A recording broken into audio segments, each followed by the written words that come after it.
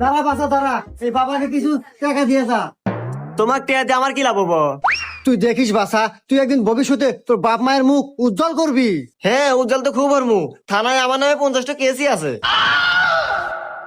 আরে বাসা, জীবনে এগুলো হয় থাকে, তুই একদিন দেখিস কষ্ট করে টাকা কামাই করে এই গ্রামের ভিতর সবচেয়ে বড় রাজপ্রাসাদ করতে পারবি। হ বাবা, আগে রাজপ্রাসাদে আসিল, যেন থেকে কষ্ট করে ইনকাম করা শুরু করছি, তারপর থেকে ভালো বাসায় থাকি। কে বাবা, তুমি এত কি কষ্টে কাম করছাও? অনলাইনে জুয়া খেলছি।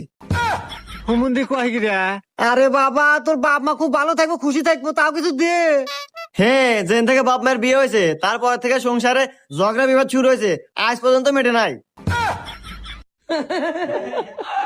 এই বাসা, তোর ছোট ভাই আছে? হে বাবা, আপনি কেবার জানলেন? আরে বাসা, এই বাবারা সবকিছুই জানে।